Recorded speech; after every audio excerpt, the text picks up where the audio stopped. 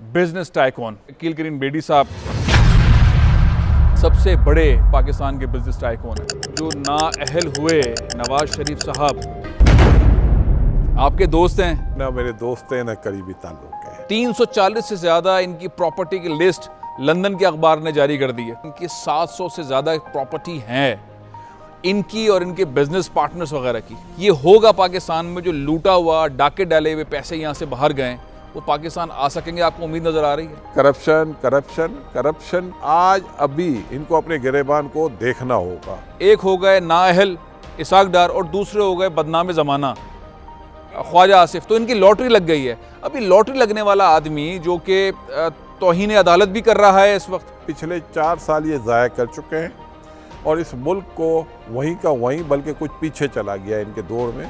अब ज़रूरत है कि ये कुछ काम करें। शाहिद खाकान अब्बासी साहब को आपने जिस तरह से अभी पिक्चर खींची है, एक कठपुतली किस्म का वज़ीर आज़म साबित हो रहा है।